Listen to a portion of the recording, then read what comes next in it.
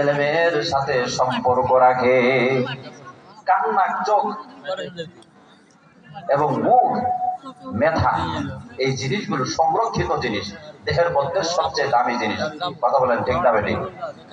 আল্লাহ রাব্বুল আলামিন এটা বুঝাইছেন, কোরআনকে অবতীর্ণ করলেন।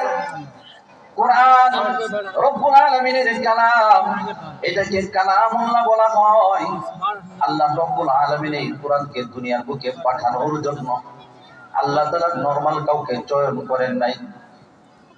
সমস্ত মাখলুকাতের মধ্যে শ্রেষ্ঠ মাখলুকাত জিন, ইনসান ইবাদতের মাধ্যমে আল্লাহ তাআলার নৈকট্য হাসিল করে। আর নিষ্পাপ মাখলুক হলো ফেরেশতা। এই ফেরেশতাদের মধ্যে যিনি সরদার, ফেরেশতাদের যিনি লিডার, হযরত জিবরাইল আলাইহিস সালাতু ওয়াস সালাম। আল্লাহ রাব্বুল আলামিন এই কালামুল্লাহকে, বাণীকে অন্য কোন ফেরেশতাকে চয়ন করেন নাই। বাণীকে পয়গম্বরের কাছে পৌঁছানোর জন্য হযরত জিবরাইল আমিনকে চয়ন করেছেন। শ্রেষ্ঠ বাণী, শ্রেষ্ঠ ফেরেশতা জিবরাইল এটাকে নিয়ে যাবে আমার পয়গম্বরদের কাছে। এরপরে কোন মানুষদের নিকট নিয়ে এসেছেন? আল্লাহ রাব্বুল আলামিন এই দুনিয়াতে যত মাখলুক তৈরি করেছেন, মানুষ হলো শ্রেষ্ঠ। মানুষের মধ্যে শ্রেষ্ঠ হলো নবীগণ। আল্লাহ তাআলা নবীগণদের কাছে আল্লাহর বাণী পৌঁছাইছেন, কালাম পৌঁছাইছেন। আর সর্বশ্রেষ্ঠ কিতাব আল কুরআন যেই পয়গম্বরের উপর পাঠাইছেন, ওই পয়গম্বরের ব্যাপারে ঘোষণা দিয়েছেন সাইয়্যিদুল মুরসালিন। শুধুমাত্র সমস্ত মাখলুকাতের সরদার নয়, তিনি নবী রাসূলদেরও সরদার। বলেন সুবহানাল্লাহ।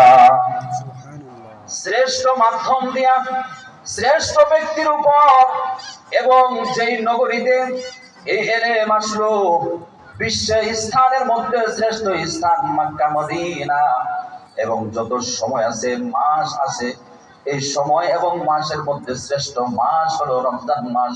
এই রমজান মাসে কোরআন অবতীর্ণ হলো।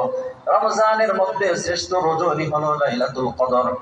তাহলে সমস্ত জায়গায় যেখানে কোরআন যেখানে যায়, ওই জায়গাগুলো শ্রেষ্ঠ, শ্রেষ্ঠ, শ্রেষ্ঠ মাধ্যম, শ্রেষ্ঠ স্থান, শ্রেষ্ঠ জায়গায়, শ্রেষ্ঠ জায়গায় সংরক্ষিত থাকে।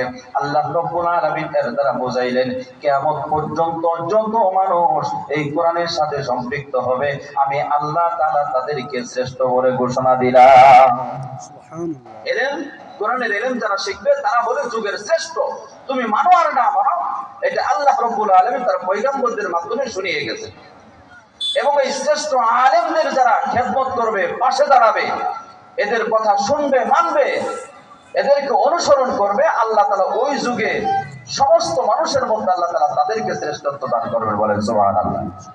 এই জন্য আপনার আমার কাছে, আপনি আমি যদি শ্রেষ্ঠত্ব অর্জন করতে চাই, দুনিয়া আখিরাতের সফলতা যদি চাই, তাহলে এই জামিয়া ইব্রাহিমিয়া মাদ্রাসা, এখানে উলামায়ে কেরাম, তাদের কথা মানা, তাদেরকে অনুসরণ করা আপনার আমার উপর অত্যাবশ্যকীয়।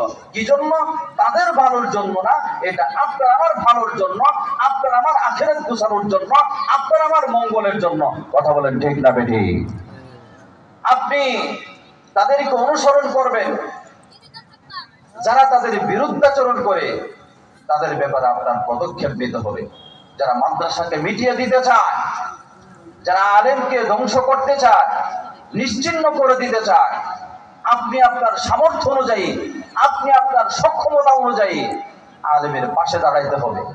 আপনি খেয়াল করেন না, যুগের পর যুগ যারা কোরআনকে মিটিয়ে দিতে চেয়েছে, আলেম ওলামাকে নিঃশেষ করে দিতে চেয়েছে, আল্লাহ তাআলা যুগে যুগে যুগে কিছুদিন হয়তো সময় নিয়েছেন, কিন্তু একদিন না একদিন আল্লাহ তাআলা তাদেরকেই ধ্বংস করে দিয়েছেন। কথা বলেন ঠিক না বেঠিক? এই জন্য আপনার আমার সবচাইতে বড় মাধ্যম হচ্ছে কোরআন। আল্লাহ রাব্বুল আলামিন ঘোষণা করেছেন, ওয়া আলাল্লাহি ফালিয়াতাওয়াক্কালিল মুমিনুন। মুমিনরা